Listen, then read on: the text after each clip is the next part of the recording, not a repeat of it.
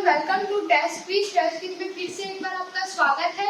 तो हमने previous class में हमने पढ़ा था कॉम्पोजिशन ऑफ मिल्क दूध का संगठन, ठीक है, जिसमें मैंने आपको उसका संगठन बताया था, उसका संगठक बताया था कौन कौन से अवयव उसमें प्रेजेंट है, जिसमें हमने बताया था मेजर कंपोनेंट एक और था जिसमें फैट था। उसमें आज इसकी क्लास में हम फैट के बारे में पढ़ेंगे, फैट संगठक के बारे में पढ़ेंगे, ठीक है।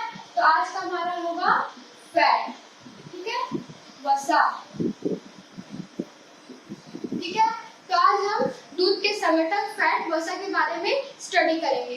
तो वसा क्या होता है? दूध में पायस या फिर इमल्सन के रूप में प्रेजेंट होता है, ठीक है। तो वसा होगा वो किस रूप में दूध में प्रेजेंट होगा? इमल्सन या फिर पायस, ठीक है, आप समझते होंगे उसके रूप में ये प्रेजेंट होता है, ठीक है। और ये जो वसा होता है वो क्या होता है? वसा होगा ना वो 2.5 माइक्रोन, ठीक है, 2.5 माइक्रोन की उतने आकार का छोटी छोटी कणिकाओं या फिर गोलिकाओं के रूप में दूध में प्रेजेंट होता है, दूध में उपस्थित होता है। कितना? 2.5 माइक्रोन की छोटी छोटी कणिकाएं गोलिकाओं के रूप में दूध में प्रेजेंट होता है। और ये दूध का सबसे परिवर्तनशील संगठक होता है। क्या होता है? वसा जो होते हैं दूध में सबसे परिवर्तनशील संगठक माना जाता है, ठीक है। अब इसके बारे में मैं एक पॉइंट बताते जाऊंगी, आप उसे नोट डाउन करते चलिएगा, ठीक है। तो पॉइंट 1 होगा जो वसा होगा, ठीक है, वो क्या होगा? वसा का जो आकार होगा, वसा गोलिका फैट ग्रेन्युल्स के जो आकार होंगे वो भैंस में कितने होंगे? जो भैंस होता है, भैंस पशु होता है, उसमें कितना होगा? 5 माइक्रोन, ठीक है। भैंस में कितना होगा? भैंस में 5 होगा, 5 माइक्रोन, ठीक है,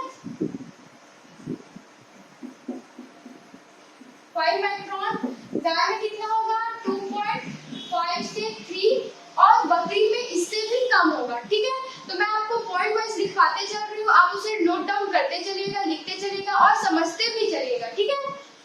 तो मैंने बताया जो मेजर जो संगठन है वसा है उसका मैंने आपको बताया कि इमल्सन पायस के रूप में दूध में प्रेजेंट होगा और इसका आकार जो साइज रहेगा 2.5 माइक्रोन रहेगा, ठीक है, छोटी छोटी गोलिकाओं कणिकाओं के रूप में होगा, ठीक है। और ये जो दूध का सबसे परिवर्तनशील संगठक भी माना जाता है जो होता है वसा, ठीक है।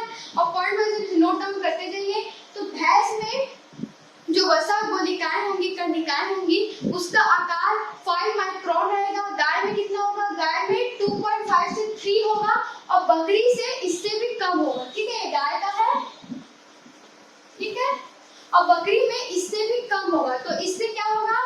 जो भैंस का दूध होगा वो गाय और बकरी की अपेक्षा देरी से डाइजेस्ट होगा, देरी से पचता है, ठीक है। जो भैंस का दूध होगा वो गाय और बकरी की अपेक्षा देरी से पचता है। उसका क्या कारण है? जो वसा गोलिकाएं होती है उसका आकार इसका बड़ा होता है, 5 माइक्रोन होता है, गाय में 2.5 से 3 तक होता है और बकरी में इससे भी कम होता है। उससे क्या होता है? जो भैंस का दूध होता है उसकी पाचन की क्रिया जो पचता है वो देरी से पचता है गाय और बकरी के दूध की अपेक्षा, ठीक है। दूसरा हम देखते हैं, दूसरा पॉइंट हमारा हो जाएगा जो वसा होता है वो रंगहीन होता है, कलरलेस होता है, ठीक है, उसका कोई रंग नहीं होता है। बट क्या होता है? जो गाय होती है वो क्या होता है? हरा घास, हरा चारा ये सब ज्यादा खाती है, जिसमें क्या होती है? कैरोटीन की मात्रा होती है। तो कैरोटीन की अधिकता के कारण जो उसमें दूध होता है वो हल्का पीला रंग का होता है, ठीक है। तो वसा अधिकांश क्या होते हैं? जो रंगहीन पदार्थ होते हैं, कलरलेस होते हैं। बट क्या कैरोटीन की मात्रा गाय में अधिकता से क्या होता है? उसमें जो वसा का रंग है हल्का पीला रंग का हो जाता है, ठीक है।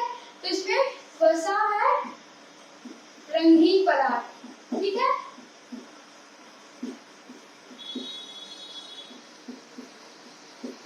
ठीक है, अब तीसरा पॉइंट हो जाएगा हमारा, अगर 1 ग्राम, ठीक है, 1 ग्राम अगर हम ऑक्सीकरण करते हैं, वसा का ऑक्सीडेशन करते हैं, ठीक है, ऑक्सीडेशन की क्रिया, ऑक्सीकरण की क्रिया होती है, तो उससे हमें 9.3 कैलोरी ऊर्जा प्राप्त होती है। कितना? 9.3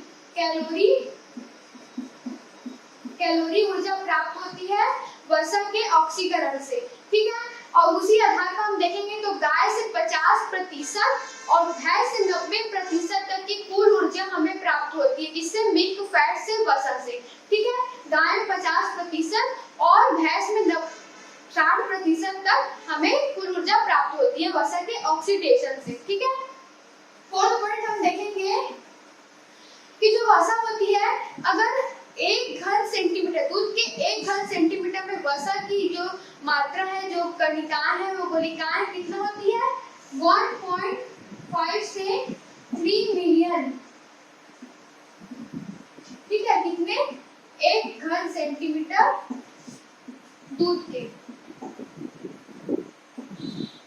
ठीक है, तो कितना होता है 1 घन सेंटीमीटर दूध में 1 घन सेंटीमीटर दूध के 1.5 से 3 मिलियन तक वसा गोलिकाएं कणिकाएं उसमें उपस्थित होती हैं।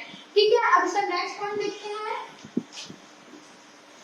कि वसा में एक डाई एसिटिलीन नामक रासायनिक पदार्थ पाया जाता है, उससे मिलकर बना होता है। जो वसा होता है, दूध फैट होता है, मिल्क फैट होता है, वो किससे, जो डाई एसिटिलीन, ठीक है, यहाँ पे लिख देती हूँ मैं, डाई एसिटिलीन। ठीक है, डाई एसिटिलीन नामक एक रासायनिक पदार्थ होता है, उससे मिलकर बना होता है। तो जो दूध में उपस्थित साइट्रेट होता है, उसके टूटने से ये डाई एसिटिलीन बनता है। जो दूध में उपस्थित साइट्रेट होता है, उसके टूटने से ये डाई एसिटिलीन बनता है, जो रासायनिक पदार्थ जो फैट को बनाता है। ये डाई एसिटिलीन का क्या काम होगा, तो जब हम दूध से घी बनाते हैं, मक्खन बनाते हैं या फिर दही बनाते हैं, तो उसमें जो गंध आती है, जो स्मेल होती है, उसके लिए डाई एसिटिलीन नामक रासायनिक पदार्थ जिम्मेदार होता है। ये डाई एसिटिलीन के कारण ही उसमें जो स्मेल आती है, वो गंध होती है, इसके कारण ही होता है। उसका जिम्मेदार कौन है, ये डाई एसिटिलीन रासायनिक पदार्थ। ठीक है, जो दूध में उपस्थित साइट्रेट के टूटने से बना हुआ है। ठीक है, अब इसका हम नेक्स्ट पॉइंट देखते हैं। जो लाइपेज होता है, जो दूध में प्रेजेंट होता है, वो क्या करता है, वो जल अपघटन करता है। ठीक है, वो जल अपघटन करता है, तो वसा का अपघटन करने से क्या होगा, वसीय पदार्थ हमें प्राप्त होंगे। ठीक है, वसीय अम्ल प्राप्त होंगे। ठीक है, तो वसीय अम्ल प्राप्त होता है हमें उसके जल अपघटन से। ठीक है, तो लाइपेज होता है, लाइपेज प्रेजेंट होता है जो अपघटन करता है। ठीक है, अपघटन करता है, उससे क्या होगा, हमें वसीय अम्ल प्राप्त होंगे।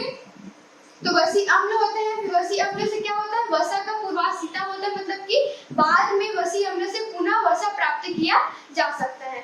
ये थे कुछ पॉइंट्स वसा के। अब हम देखेंगे कि वसा जो मिल्क फैट है, उसका संगठन, ठीक है, वो किससे बना है, जो मिल्क फैट है वो किससे बना है। तो आप इसे नोट डाउन कर लीजिए।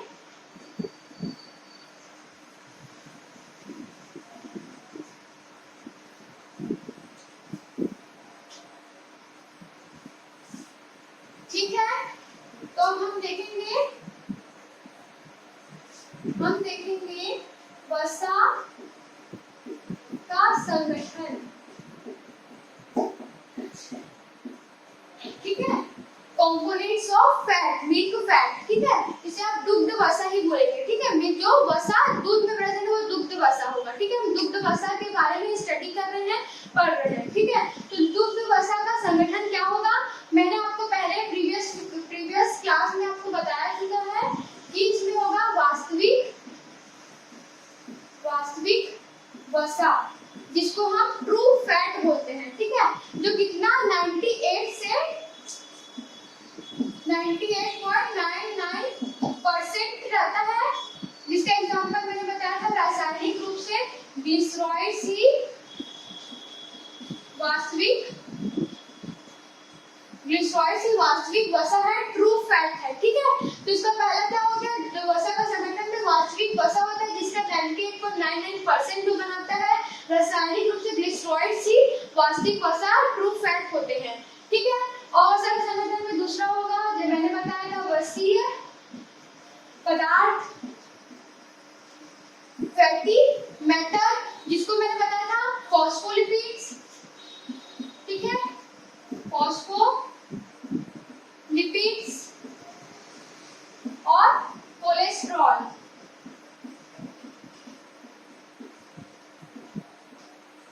ठीक है, कोलेस्ट्रॉल बताया था मैंने, क्या था वो वसीय पदार्थ, क्या था, फॉस्फोलिपिड और कोलेस्ट्रॉल। और थर्ड इसका होगा वसीय अम्ल। ठीक है, हमारा होगा वसीय अम्ल। ठीक है, इसमें दो होंगे, संतृप्त वसीय अम्ल, ठीक है, और असंतृप्त अनसैचुरेटेड। संतृप्त को बोलते हैं सैचुरेटेड फैटी एसिड्स और फैटी एसिड, ठीक है। तो इसे संक्षिप्त में हो जाएंगे ब्यूटेरिक अम्ल, ब्यूटेरिक अम्ल इसका एग्जांपल हो जाएगा, और आर्जेनिक अम्ल, ठीक है। और इसका होगा लिनोलिक,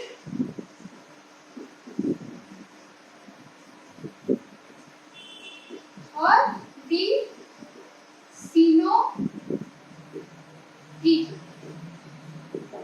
ठीक है, डिसिनोइक। तो मैंने आपको बताया दूध वसा का संगठन, ठीक है, कंपोनेंट्स ऑफ मिल्क फैट, ठीक है। वो तीन चीजों से मिलकर बना है, वास्तविक वसा जो 98.99% बनाएगा, जो रासायनिक रूप से ग्लिसरॉइड्स होते हैं। दूसरा मैंने बताया वसी पदार्थ, फैटी मैटर जो फॉस्फोलिपिड्स या कोलेस्ट्रॉल हो सकता है, ठीक है। तीसरा मैंने बताया वसी अम्ल, फैटी एसिड्स जो संतृप्त होंगे, सैचुरेटेड होंगे, तो उसका एग्जांपल मैंने बताया ब्यूटेरिक या फिर एसिटिक अम्ल। दूसरा बताया हमने अनसैचुरेटेड फैटी एसिड जो हो सकता है लिनोलिक या डिसिनोइक अम्ल हो सकता है। अब इसके बाद हम देखेंगे जो दूध वसा का मतलब गुण देखेंगे, कैरेक्टरिस्टिक्स देखेंगे, तो उसमें क्या क्या गुण होते हैं दूध वसा के, ठीक है। अब इसे नोट डाउन कर लीजिए।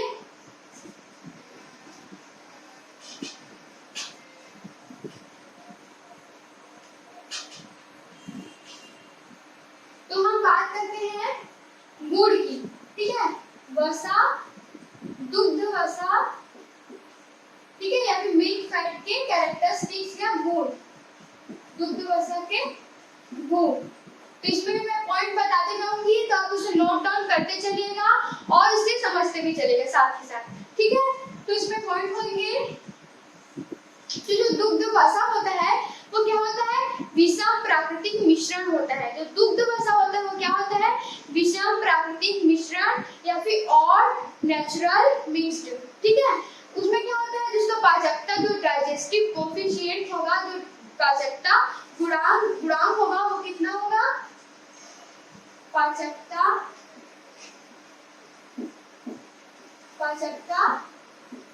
गुणांक 99% होगा, ठीक है। कितना होगा, पाचकता गुणांक 99% होगा, ठीक है। ये पहला गुण हो गया। दूसरा गुण की बात करते हैं, उसका डेंसिटी देखते हैं। डेंसिटी मतलब कि अपेक्षिक घनत्व, तो उसका अपेक्षिक घनत्व कितना होगा, वसा का अपेक्षित घनत्व होगा 0.91 से लेके 0.93, ठीक है। ये उसका अपेक्षित घनत्व होगा दुग्ध वसा का, ठीक है। अब इसे थर्ड गुण देखते हैं। तीसरा गुण हो जाएगा इसका अपवर्तनांक, ठीक है,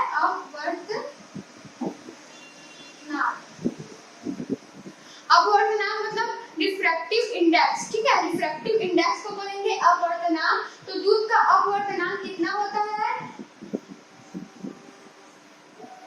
रिफ्रैक्टिव इंडेक्स 0.4538 से लेके 0.4578, ठीक है। उसका क्या होता है, रिफ्रैक्टिव इंडेक्स या फिर अपवर्तनांक होता है, ठीक है। नेक्स्ट हम देखेंगे, सॉरी यहाँ पे ना ये 0.1 पॉइंट होगा, ठीक है। ये अपवर्तनांक रिफ्रैक्टिव इंडेक्स होगा इसका 1.4538 से लेके 1.4578 का, ठीक है।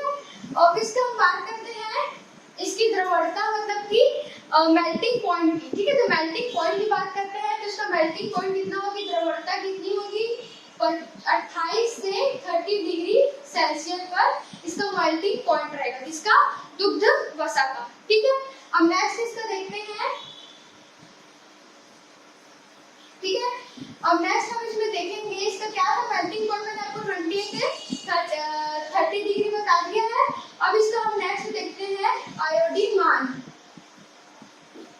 ठीक है, आयोडीन मान। तो इसका आयोडीन मान कितना होगा, आयोडीन मान इसका होगा 25 से 35, ठीक है। जो दुग्ध वसा का आयोडीन मान होगा 25 से 35 होगा। ठीक है, अब इसका देखते हैं साबुनीकरण मान। साबुनीकरण मान सल्फोनिकेशन वैल्यू बोलते हैं, जो होगा 210 से 235। ठीक है, 235 तक होता है। ठीक है, तो हमने क्या देखा, दुग्ध वसा के गुण, कैरेक्टरिस्टिक्स ऑफ मिल्क फैट, जिसमें मैंने बताया कि जो दूध वसा होता है, दुग्ध वसा जो होता है वो क्या होता है, विषम प्राकृतिक मिक्सचर होता है, मिश्रण होता है। ठीक है, जिसका पाचकता गुणांक कितना होता है, 99% तक होता है। और दूसरा मैंने बताया इसका गुण में कि इसका जो अपेक्षित घनत्व होता है वो 0.91 से 0.93 होता है।